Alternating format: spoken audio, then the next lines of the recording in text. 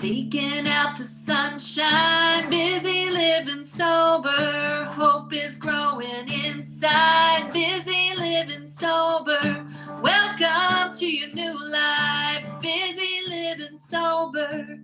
Busy living sober, busy living sober. Woohoo! Shantell Ogden. Yay! We're on episode 248, everybody. It wasn't me going busy living.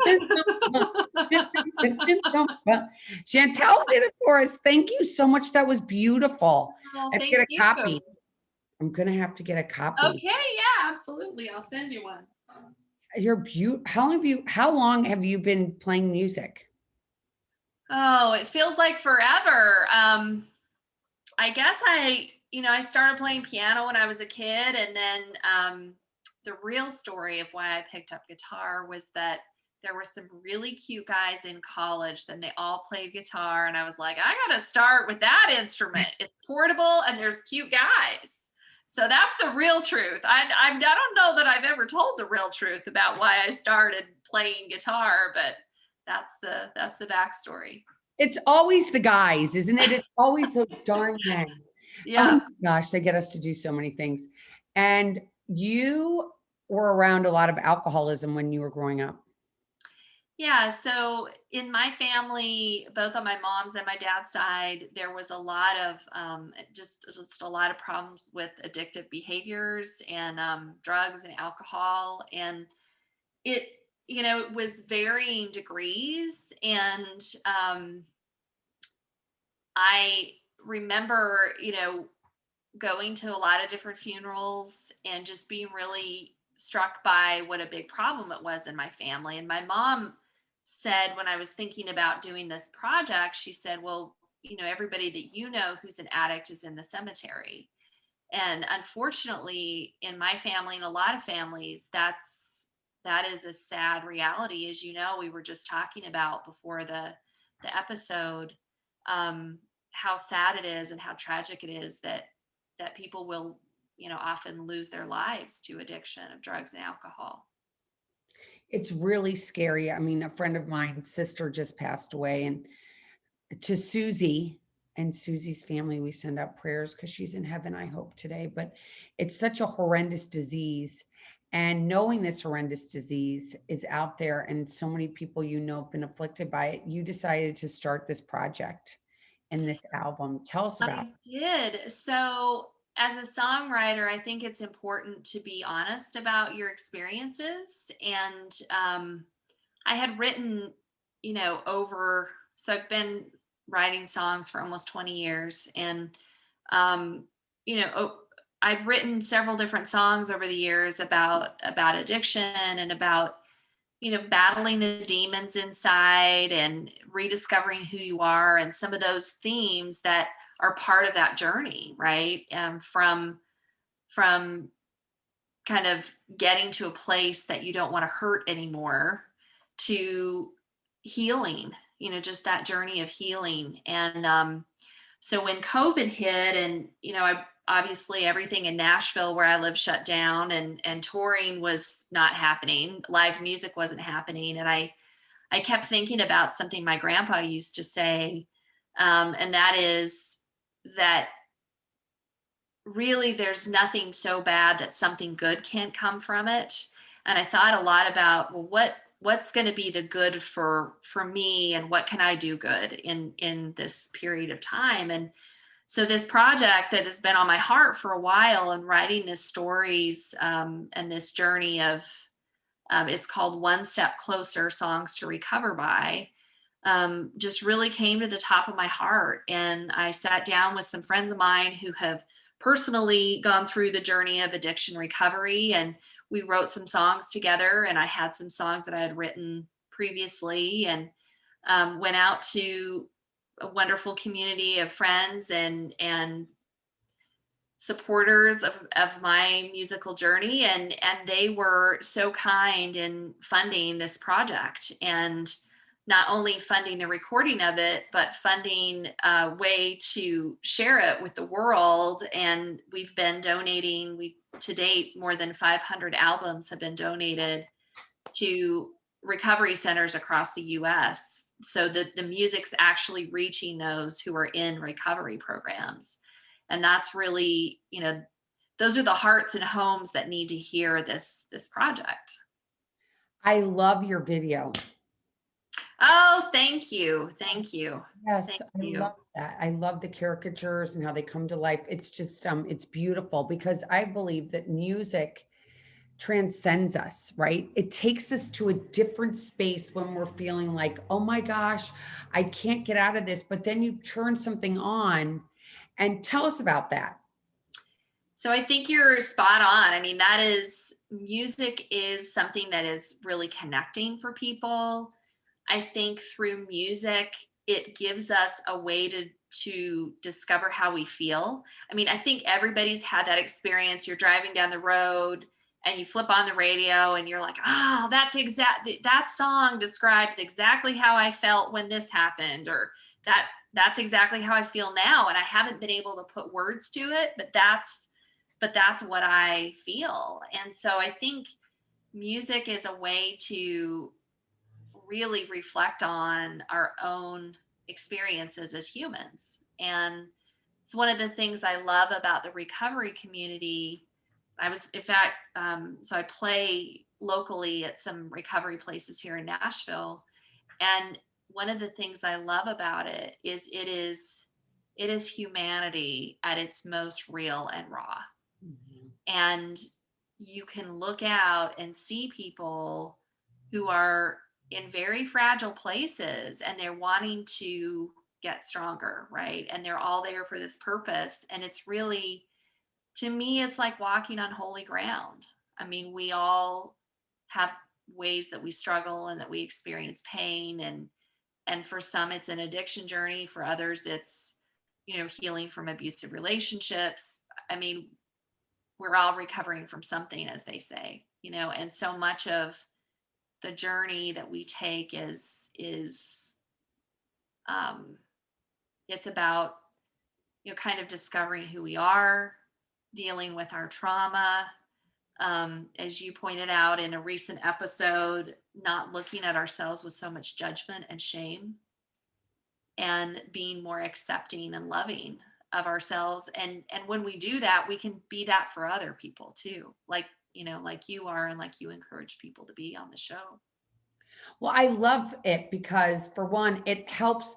The fact that you've built this and you've gotten people to support you is huge for one. I think that's amazing because you're obviously really good at what you do. Number two, when we're talking about alcoholism and recovery, it still has a stigma associated with it, even though we're in 2021 and we can talk about all this other stuff, but we Yeah. can't talk about addiction.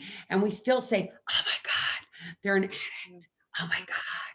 Yeah. Instead of being like, I want to throw out love and kindness. And if we can sing songs that talk about recovery, like they Mhm. talk about, I got, I went to the club and I got all Mhm. and Mhm. all this negative stuff, which is Right. definitely not spiritual or uplifting by any stretch of imagination. But recovery, your music is uplifting. Yeah, and I think that's really what I hope it is. And recently, I won't say where I was, but I was performing at a place, a recovery place, and I actually ran into someone that I knew, and I it was a little bit of a reminder to me that we have such, as you said, so many stigmas around it. And this person, I think the media has kind of, they've painted this picture of sort of a low income, low educated, almost, it's like those are the people that have struggles with this. But the person I ran into had been a very successful professional, had lost their business, and lost their standing in the community because of addiction. And I it was a reminder to me that it's something that impacts everybody at every level of life and every stage of life and every family. And I was so it was wonderful to see them there, right? Like that's exactly where they needed to be. And it was a reminder to me that, you don't really know what people are going through. And you don't really know sometimes what their lives are like outside of social media where everybody's life looks great. And it's just not, it's reality, right? It's people living in, they're getting in touch with, like I said, the most basic parts of humanity. And it's just a real gift for me to be with people and share these stories through song in that space, because there's a very special spirit there. Well, and you probably, and if I'm speaking out of turn, you can tell me, but with your mom having gone through this, it was probably in her lifetime that she had a parent or a loved one that was battling the disease. Is that correct? Yeah, so my mom specifically never struggled with it, but definitely, you know, in the extended family and siblings and in my dad's family, with a lot of, like, there were just a lot of issues. And I think that it does, there is a lingering impact, to, like, my grandmother was a child of an alcoholic, and that had an impact on my father, and that had an impact on me.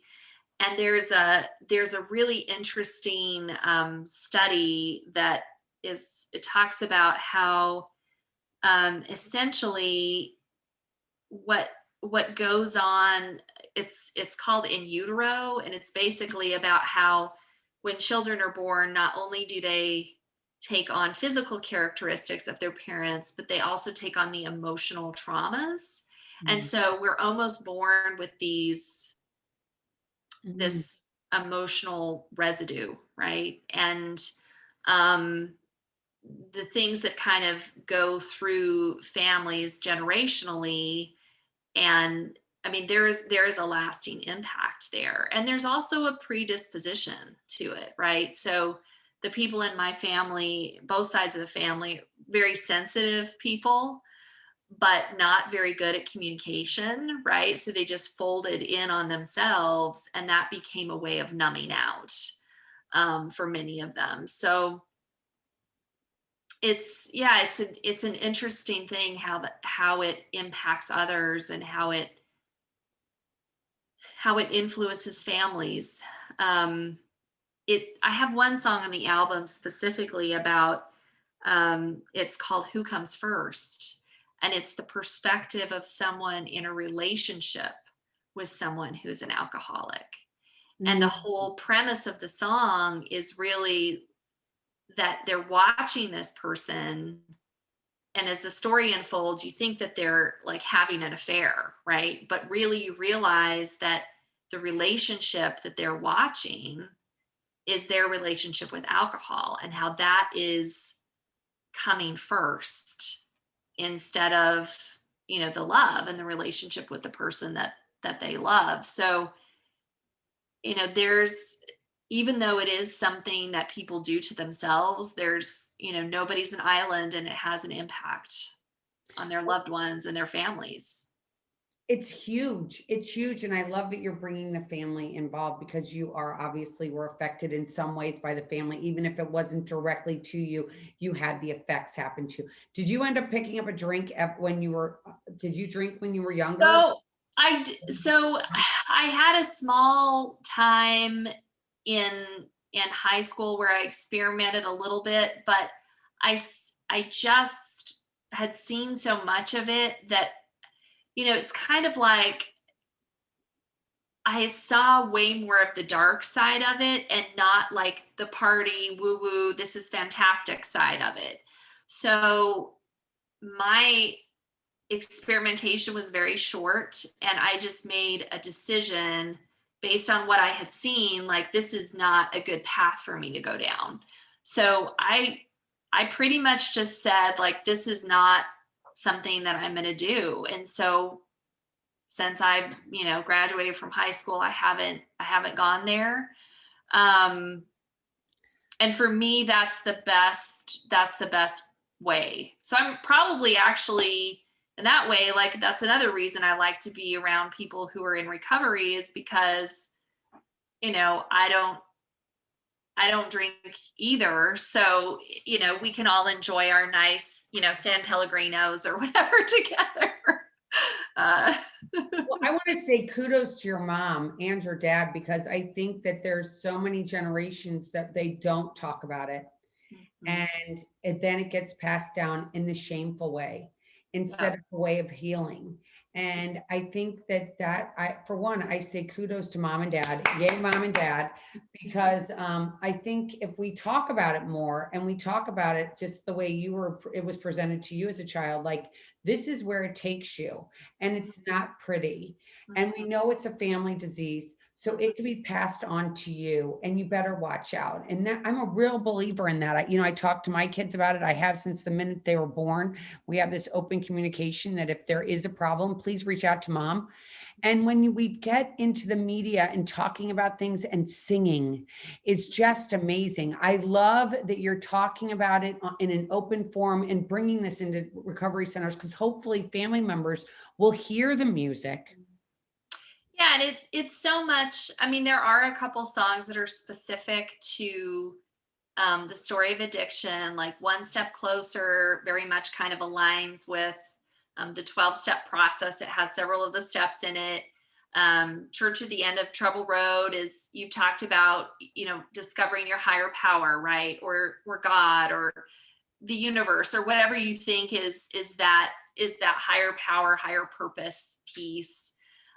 But then several of the songs are just again about battling your ghosts, about there's a song on the record that is about it's called Meet Yourself, and it's about traveling the distance between your heart and your head and what that journey looks like.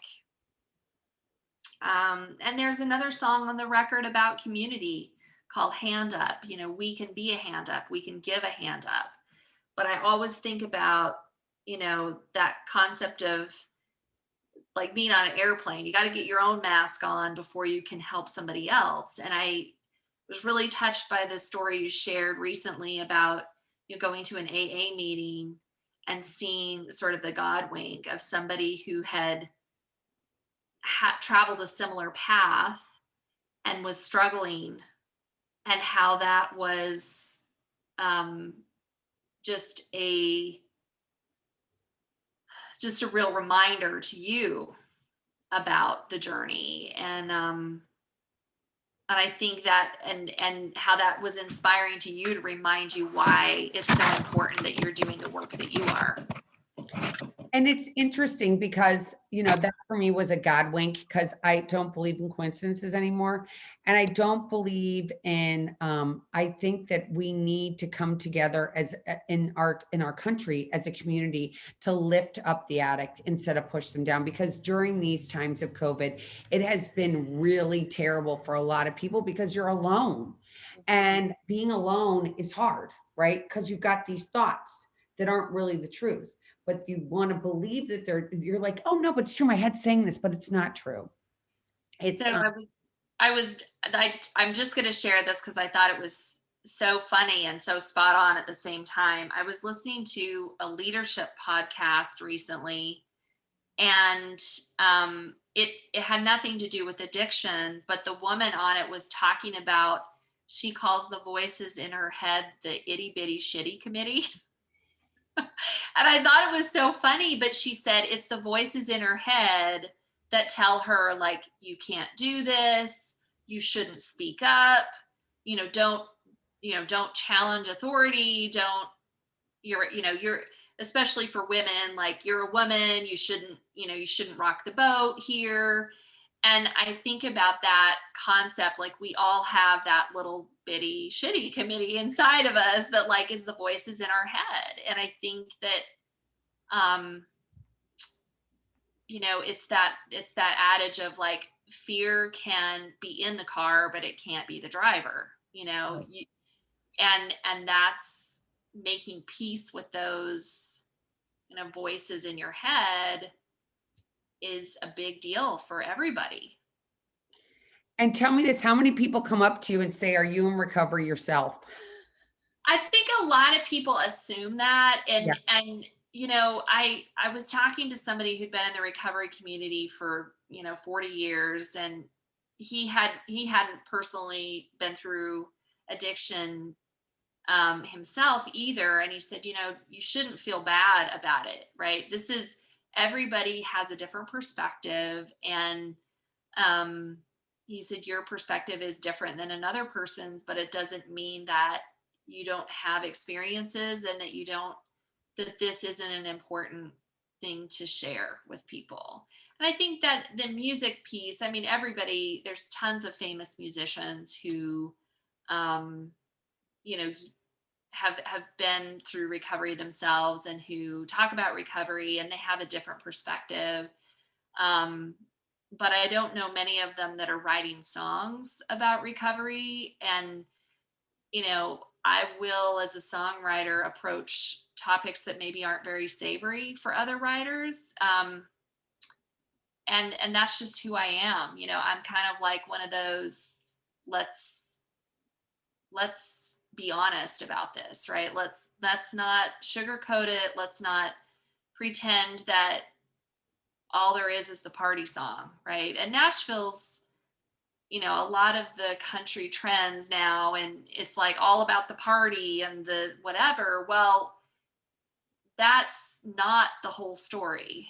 And I feel like with these songs, I'm giving a bit of a voice to the other side of the story, which is what happens when the party's over, and what happens when you miss work the next day, and what happens to your loved ones, and what it's that path, you know.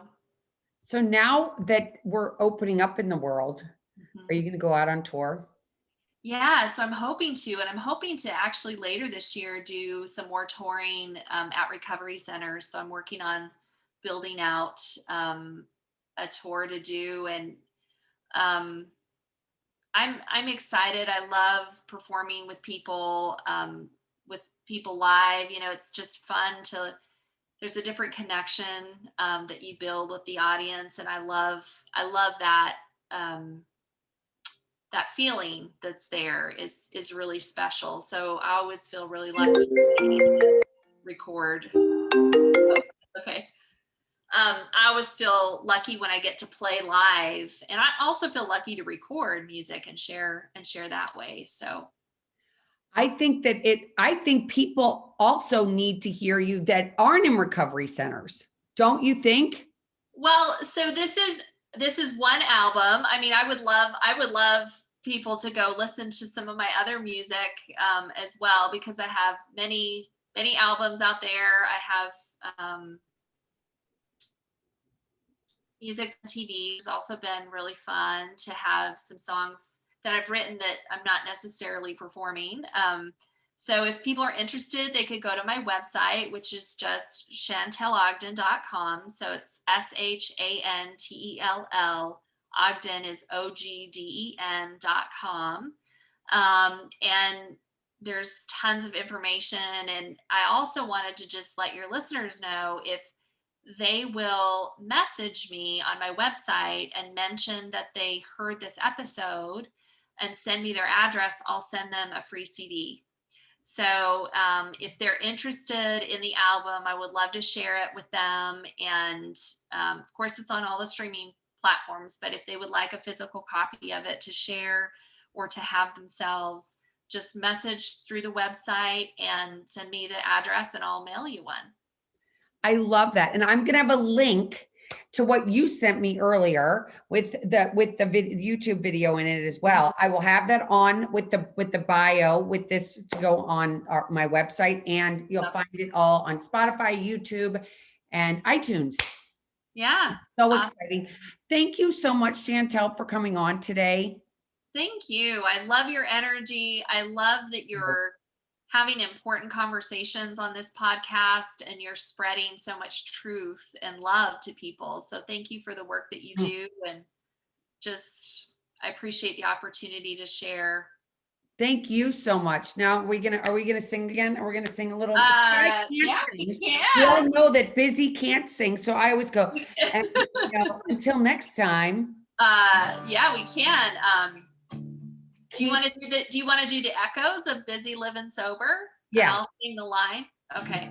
Busy living sober, busy living sober, busy, Seeking out the sunshine. busy living sober, busy living sober, Hope is growing inside. busy living sober, busy living sober. Hey, I can't sing, but I our love listeners are it. so I love sweet it. to listen. Thank Yeah. you again. And until next time, everybody, keep getting busy living sober. Woo, Bye woo, bye. woo. Woohoo!